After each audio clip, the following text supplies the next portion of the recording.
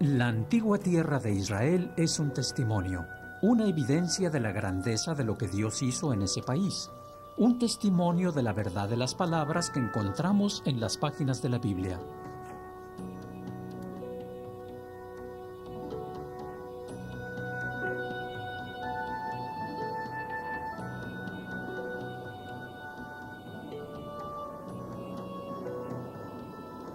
Seguir los pasos de Jesús en su camino, desde Jericó hacia Jerusalén, sabiendo que delante de él se hallaba la cruz, es una experiencia poderosa para el discípulo moderno de Jesús.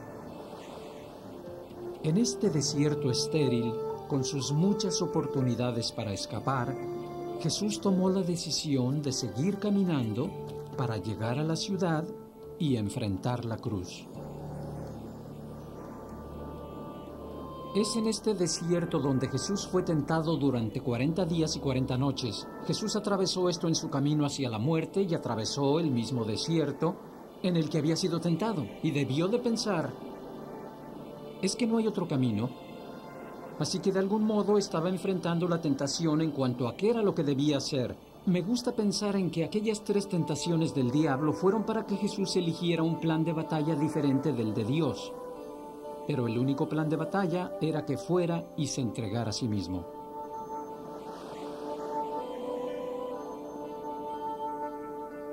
El camino que Jesús eligió desde Jericó a Jerusalén atraviesa el desierto de Judea. Sale del desierto por el lado este del Monte de los Olivos. El domingo antes de la Pascua, este camino estaba atestado de personas por cuanto este era un día especial. Era el día de escoger el cordero. Era el día en que las personas venían a elegir un cordero perfecto para la Pascua que se aproximaba. Y ese día, entre la multitud, un cordero venía montado en un asno.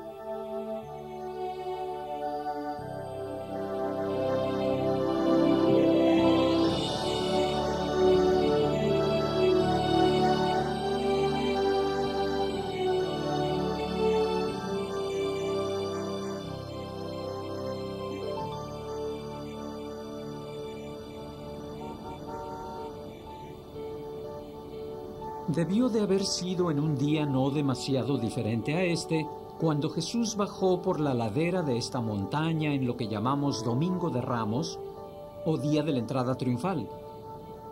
Así que aquí estamos, junto al Monte de los Olivos. Un bello sol, el valle que se extiende allá abajo, y luego toda esa ciudad, sencillamente una ciudad bulliciosa y activa. Refresquemos la memoria. La última enseñanza de Jesús a sus discípulos en Cesarea de Filipo tenía que ver con el mensaje que les dio: necesitamos confrontar las puertas del infierno. Desde ahí volvió su rostro hacia Jerusalén, lo que finalmente daría como resultado su crucifixión, su resurrección y su ascensión en algún lugar aquí detrás de donde nos encontramos hoy. Vino cruzando el Jordán y luego caminó por esa angostísima ruta de cañón de camino hacia Jericó, subiendo hasta Betania y luego a este lugar. Me gustaría presentarles el escenario. De acuerdo con el libro del Éxodo, el domingo anterior a la Pascua era un día muy especial, no era un domingo cualquiera. Podríamos decir que ese domingo era el día en que las personas comenzaban a celebrar la Pascua, así que tienen que imaginar a multitudes de personas bajando por esta colina de camino hacia Jerusalén, porque la siguiente semana sería la Pascua y la gente comenzaba a llegar desde ese domingo. Pero lo que hacía a ese domingo tan importante, según Éxodo 12, es que ese era el día en que cada familia judía escogía el cordero que iba a morir el viernes siguiente. Creo que esto sugiere que el descenso de Jesús a Jerusalén por el camino junto al Monte de los Olivos no era simplemente su venida como un rey triunfante montado en un asno, sino que tenía que ver con la aparición de Jesús para ir a esta ciudad y morir en el día en que el Cordero era escogido. Es casi como si Dios le dijo al mundo: «He aquí mi Cordero». ¿Lo elegirán ustedes? Y es algo muy significativo porque un aspecto de esta lección de fe para mí es la clarísima declaración que Jesús hace al escoger el día para ir a Jerusalén. Pues con ello dice, ¿se han dado cuenta de quién soy yo? Pero había algo más que debemos reconocer. La época de la Pascua era la época de la libertad. Era el tiempo en que el pueblo judío celebraba su liberación de la esclavitud y de su cautiverio en Egipto. Y eso hacía de la Pascua una temporada en la que frecuentemente había incidentes. Josefo registra incidentes que ocurrieron aquí, donde alguien vino y se declaró a sí mismo como el Mesías en la fiesta de la Pascua. Entró en esta ciudad y causó una pequeña revuelta, dando como resultado que la guarnición romana salió de la fortaleza Antonia y ocurrió una matanza. Así que la Pascua era un tiempo cuando los romanos traían tropas adicionales. El pueblo luchaba más por el hecho de que quería su libertad, esperaban al Mesías. Incluso existe una tradición rabínica que dice que la puerta del templo quedaba abierta ese día por si acaso ese fuera el día en que viniera el Mesías. Y con esos antecedentes podemos ir a la historia tal como la cuenta Lucas. Y aconteció que llegando cerca de Betfagé y de Betania al monte que se llama de los Olivos, envió 2 de sus discípulos diciendo, id a la aldea de enfrente y al entrar en ella hallaréis un pollino atado en el cual ningún hombre ha montado jamás, desatadlo y traedlo. Y si alguien os preguntase por qué lo desatáis, le responderéis así, porque el Señor lo necesita. Fueron los que habían sido enviados y hallaron como les dijo. Y cuando desataban el pollino, sus dueños les dijeron, ¿por qué desatáis el pollino? Ellos dijeron, porque el Señor lo necesita. Y lo trajeron a Jesús, y habiendo echado sus mantos sobre el pollino, subieron a Jesús encima. Y a su paso tendían sus mantos por el camino. Cuando llegaban ya cerca de la bajada del monte de los Olivos, toda la multitud de los discípulos gozándose comenzó a alabar a Dios a grandes voces por todas las maravillas que habían visto, tal vez refiriéndose en particular a la resurrección de Lázaro. Pero quiero que noten algo. Lucas describe a la multitud en silencio. Dice, cuando llegaban ya cerca, toda la multitud gozándose comenzó a alabar a Dios a grandes voces, dando a entender que antes de eso no habían estado celebrando ruidosamente. La impresión es que los peregrinos descendían a esta ciudad casi en silencio. Tal vez debido al peligro de que si manifestaban su alegría por estar ahí, de una manera muy parecida a una protesta, esto podría causar un incidente con los romanos. Pero aquí llega Jesús, el rabí judío Galileo, de quien el pueblo estaba preguntándose, ¿será posible que este sea el Mesías? Él llega aquí y los discípulos comienzan a alabar a Dios con gozo y a grandes voces por todos los milagros que habían visto. Quiero que sientan el riesgo que eso significaba. El día en que el Cordero era elegido, lo cual llevaba a la fiesta de celebración de la libertad y en anticipo de la venida del Mesías, de repente estos discípulos comienzan a cantar, a aclamar y a celebrar que Jesús era el Mesías. Mateo nos dice lo que ellos decían. Él menciona 2 cosas. Una es que ellos gritaban Hosana. Cuando cantamos Hosana en nuestras iglesias y nos imaginamos a Jesús descendiendo y a toda esa multitud delante de él gritando Hosana al Hijo de David, Hosana en las alturas, eso suena como algo muy bonito. Pero Hosana era una declaración política más que religiosa. Hosana significaba líbrame, dame mi libertad. Así que esas multitudes no le estaban cantando a Jesús, Hosana, este es el Hijo de Dios que vino a morir por nuestros pecados. Más bien, estamos cansados de estos romanos, Hosana, sálvanos, libéranos, danos nuestra libertad, y eso podía tener mucho significado político. Por eso los líderes del pueblo dijeron, ¿quieres hacer callar a estas personas? ¿Sabes lo que pasaría si los dejamos aclamar esto en particular? Podemos meternos en un grave problema. Lo segundo que Mateo menciona es que la multitud había cortado ramas de árboles, en realidad de palmera, las monedas que datan de la última vez que el pueblo judío había sido libre. La época que llamamos la de los macabeos o de los asmoneos tenían una rama de palmera como un símbolo nacional. Las ramas de la palmera no tenían nada que ver con la paz o el amor, más bien para el judío de la época significaban lo que las estrellas y las franjas en la bandera significaban para los norteamericanos. Era una manera de decir, queremos nuestra libertad, queremos ser liberados. Permítanme volver a destacar este aspecto porque quiero que lo sientan, porque llega a ser tan importante para lo siguiente que leemos en Lucas. La multitud está callada, porque es una época peligrosa. Y aquí llega Jesús, la multitud lo ve, lo reconoce como el hacedor de milagros de Galilea y comienza a cantar: Hosana, sálvanos, líbranos, Hosana, Hosana, hijo de David, Mesías. Por supuesto, Jesús, que venía del este, que era la dirección indicada, coincidía con esa expectativa, pero el tipo de liberación por la que ellos cantaban no es la liberación del día de la selección del Cordero, sino la liberación de tipo político que viene de un rey. Y luego agitan ramas de palmera, casi glorificando el hecho de que estaban buscando una liberación nacional. Y los fariseos dijeron: Jesús, calla a estas personas. Y Jesús dijo: os digo que si estos callaran, las piedras clamarían. Me impacta pensar que en el transcurso de su vida este hombre judío tenía los mismos sentimientos, actitudes y acciones que nosotros, sin el pecado desde luego. Y una de las cosas que él hizo es llorar. La Biblia registra el llanto de Jesús 2 veces, y exactamente en la misma ubicación geográfica. Pero si nos fijamos, las 2 veces en que él lloró son diferentes. Ocurrieron en la misma semana.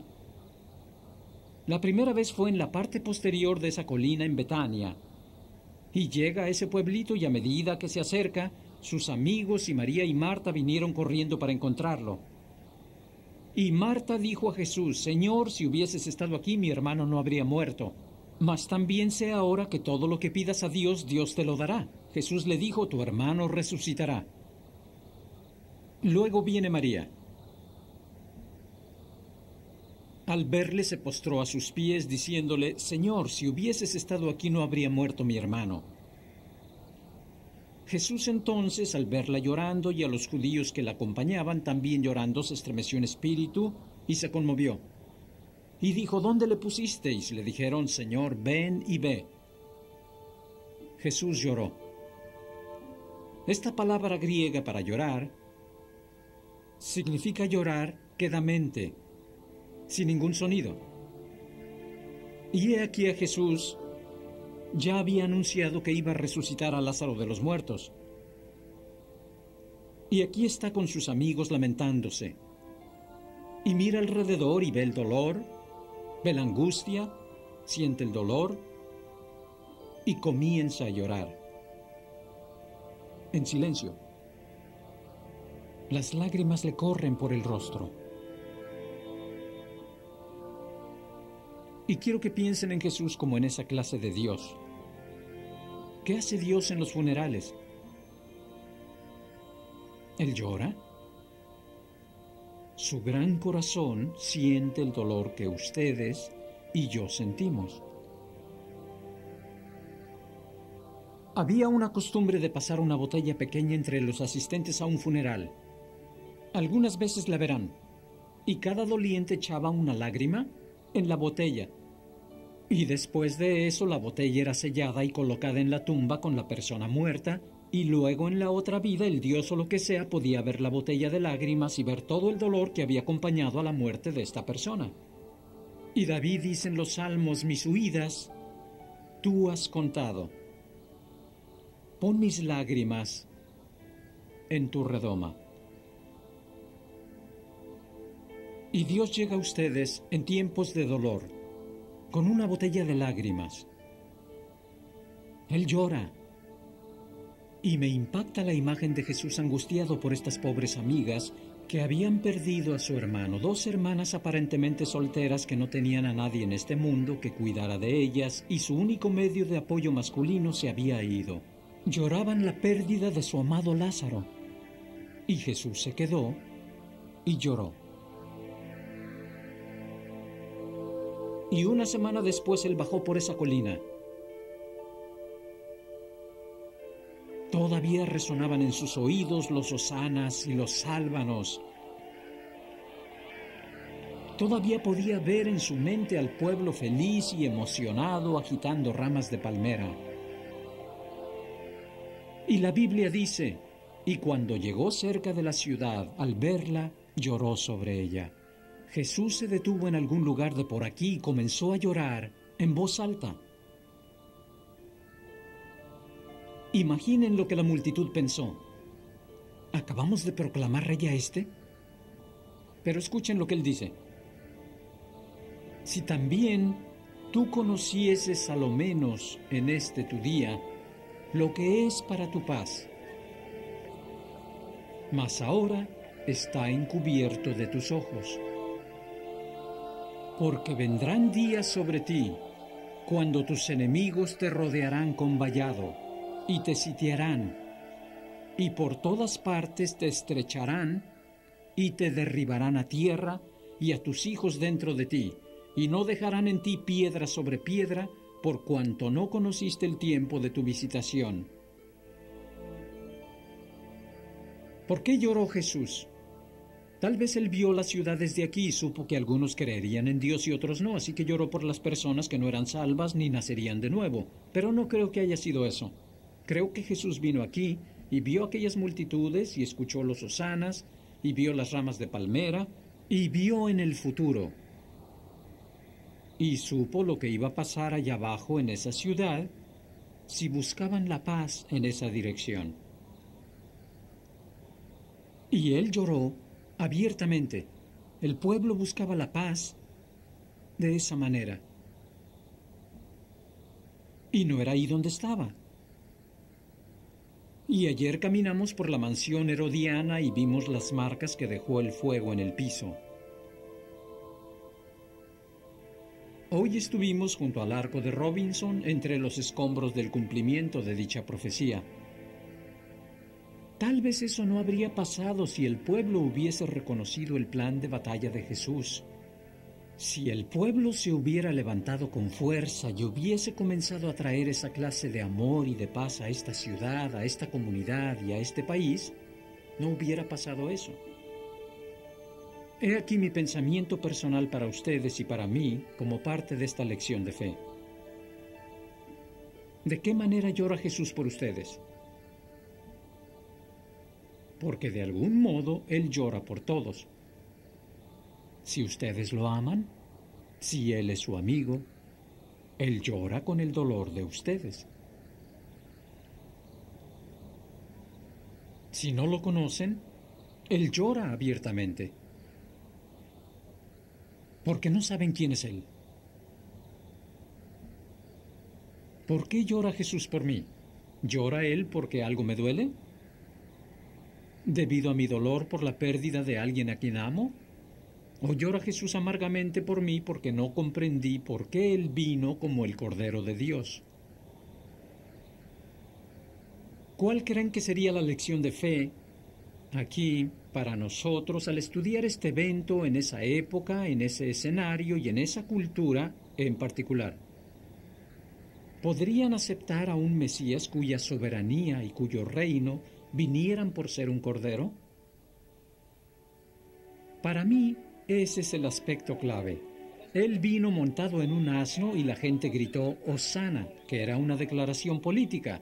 «Queremos un rey». Agitaron ramas de palmeras, lo cual era una manera de decir «Queremos un rey, queremos un libertador». Pero Jesús vino en el día de la selección del Cordero como una manera de decir, sí, yo soy el rey, pero mi reino va a venir como les dije en el camino de allá abajo, yo soy su siervo, voy a ir y dar mi vida y eso va a marcar el comienzo de mi reino. Y eso nos hace decir nuevamente como parte de nuestra lección de fe. Si esperamos ser de aquellos que implementen el reino de Jesús en la cultura en la que vivimos, este es el método para hacerlo.